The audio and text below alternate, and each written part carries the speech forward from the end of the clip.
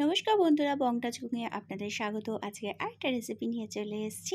এই ভয়ঙ্কর গরমে শুধুমাত্র ঠান্ডা পানীয়ই খেতে ইচ্ছে করছে, তাই আজকে নিয়ে এসেছি আম পান্নার রেসিপি। আম পান্না এই রেসিপি দিয়ে আপনারা শুধু শরবত নয়, আইসক্রিমও কীভাবে বানিয়ে ফেলতে পারেন দেখাবো তার রেসিপি। তো আমি এইভাবে ট্রাই করলাম, তো আপনাদের সঙ্গে শেয়ারও করে ফেললাম। তো চলুন দেখিনি আজকে এই ইজিয়েস্ট রেসিপিটা। এখানে আমি কাঁচা আম নিয়েছি, আর এতে আমি কোনো রকম ফুড কালারও ইউজ করব না। এটাকে আমি ভালো করে আগে ধুয়ে নিয়েছি। ভালো করে ধুয়ে নেওয়ার পর এটার পুরো খোলাগুলো আমি এরকমভাবে ছাড়িয়ে নিচ্ছি, আর তার সাথে এই মুখের অংশটাও বাদ দিয়ে দিলাম। এবার এটাকে আমি একদম রাফলি চপ করে নেবো। কোনো রকম প্রপার শেপ হতে হবে এরকম নয়। তো এরকমভাবে টুকরো করে নিয়েছি। এবারে চলে যাব আমরা ওভেনের দিকে। এখানে আমি একটা ননস্টিক কড়াই নিয়ে নিয়েছি, তাতে আমি দিয়ে দিচ্ছি 1.5 কাপের মতো জল। জল একটু বেশি হলেও কোনো অসুবিধা নেই, সেটা আমের পরিমাণ অনুযায়ী আপনারা দিয়ে দিতে পারেন। তো এটা যখন ফুটে উঠবে তখন আমি আমগুলোকে অ্যাড করে দিচ্ছি। এই সময় আমি 1 টিস্পুনের মতো মৌরি, প্লেন যে মৌরি, সেটাকে আমি অ্যাড করে দিলাম। দিয়ে এটাকে কভার করে দিচ্ছি, আর স্লো ফ্লেমে 5 থেকে 7 মিনিট অবধি বয়েল করব। যখন মোটামুটি বুঝে যাবেন যে হ্যাঁ আমটা বয়েল হয়ে গেছে, আমি এটা একটু নাইফ দিয়ে দেখিয়ে দিচ্ছি আমটা মোটামুটি বয়েল হয়ে গেছে, তখন এটাকে আমি বন্ধ করে দেবো। তো এটা আমি একটুখানি ভালো করে একটু খুন্তি দিয়ে একটু স্ম্যাশও করে নিচ্ছি। বেশি স্ম্যাশ করতে হবে না, কারণ ঠান্ডা হয়ে গেলে এটা আমরা মিক্সিতে পেস্ট করে নেব। তো এরকমভাবে আমি দেখিয়ে নিলাম যে আমটা পুরোপুরি সিদ্ধ হয়ে গেছে। জলটা এখানে ফেলার দরকার নেই, আপনাদের একটু যদি জল বেশিও থাকে কোনো অসুবিধা নেই। তো এবার আমি ফ্লেমটা পুরো বন্ধ করে দেবো, আর পুরোপুরি ঠান্ডা হয়ে যাওয়া অবধি অপেক্ষা করব। এটাকে যখন ঠান্ডা হয়ে গেছে আমি মিক্সিং বলে নিয়ে নিয়েছি। এবারে এর সাথে আমি অ্যাড করে দিচ্ছি পরিমাণ মতো চিনি। এটা আপনারা আপনাদের স্বাদ মতো কম বেশি করতে পারেন। আর এখানে 1 মুঠোর মতো দিয়ে দিচ্ছি পুদিনা পাতা। এটার ফ্লেভারও আপনারা যদি বেশি পছন্দ করেন তাহলে একটু বেশি অ্যাড করতে পারেন, আর যদি কম পছন্দ করেন কম অ্যাড করতে পারেন। এখানে বিট লবণও আমি দিয়ে দিচ্ছি 1 টিস্পুনের মতো কাশ্মীরি লঙ্কার গুঁড়ো দিয়ে দিচ্ছি। যদি ঝাল চান তাহলে নর্মাল লঙ্কা গুঁড়ো দিতে পারেন। আর 1 টেবিল স্পুনের মতো ভাজা জিরে গুঁড়ো দিয়ে দিলাম। এর সাথে আমি দিয়ে দিচ্ছি 1 টিস্পুনের মতো আমচুর পাউডার। যদি আপনাদের চাট মশলা থাকে সেটাও অ্যাড করে দিতে পারেন। এবার এটা আমি পেস্ট বানিয়ে নেব। এটা একটা মিহি পেস্ট হয়ে গেছে। এবার বলে রাখি, এখানে যদি আপনাদের মনে হয় আমের ফাইবার বেশি আছে তাহলে এটাকে আপনারা ছাঁকনিতে একবার ছেঁকে নিতে পারেন।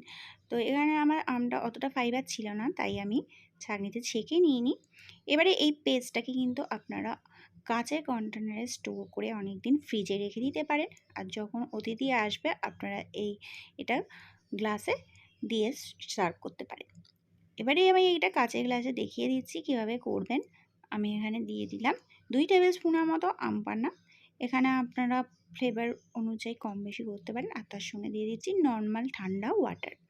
যদি আপনারা এখানে সোডা ওয়াটার ইউজ করতে চান তাহলেও করতে পারেন। তো আমি এখানে নর্মাল জল, ঠান্ডা জল দিলাম। অবশ্যই ঠান্ডা জলটা দেবেন, আর দিয়ে ভালো করে গুলিয়ে দেবেন। ওপর থেকে যদি চাট মশলা আর লেবুর রস দিতে চান সেটাও দিয়ে দিতে পারেন। সিম্পল এটা খেয়ে দেখবেন অসাধারণ লাগে। এবারে আমরা চলে যাব আইসক্রিম বানানোর পদ্ধতিতে। তো এখানে আমি যে এক্সট্রা পাল্প রেখে দিয়েছিলাম তার মধ্যে আমি একটু ঠান্ডা জল অ্যাড করে দিচ্ছি, কারণ আইসক্রিমটা এতটা ঘন ভালো লাগবে না, তাই একটু জল দিয়ে আমি এটাকে পাতলা করে নিচ্ছি। আর একটু জলও আমি দিয়ে দিয়েছিলাম, আর বেশ একটু পাতলা করে নিয়েছি। আর এটাতে আমি দিয়ে দিচ্ছি একটু লেবুর রস, যাতে একটু টক ভাবটা ভালো হয়। আর এই সময় যদি মনে হয় আপনাদের একটুখানি সুগার অ্যাড করবেন তাহলে এটাকে করিয়ে ভালো করে গুলিয়ে দিতে পারেন। এটাকে দিয়েও ভালো করে আমি মিক্স করে নেব। অনেক সময় বাচ্চারা শরবত জাতীয় জিনিস খেতে চায় না, তো এরকমভাবে আপনারা আইসক্রিম বা ললি বানিয়ে দিলে তাদের কিন্তু খুবই ভালো লাগবে। তো এটাকে আমি কাপের মোল্ডেই করছি, আপনারা যে কোনো মোল্ডে করতে পারেন, আইসক্রিম মোল্ড থাকলেও করতে পারেন, তবে পেপার কাপে দেখি খুবই ইজিলি ভালোভাবে হয়ে যায়, তাই এখানে আমি পেপার কাপেই করছি। আর এতে আমি দিয়ে দিচ্ছি এবারে পাল্পটা। প্রত্যেকটা গ্লাসে সমানভাবে এতে আমি দিয়ে দিচ্ছি।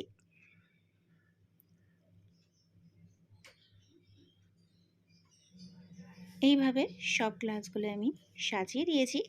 এবারে আমি এতে ফয়েল পেপার দিয়ে র্যাপ করে দেবো, নাহলে এর ওপরে আইস ক্রিস্টাল হয়ে যেতে পারে।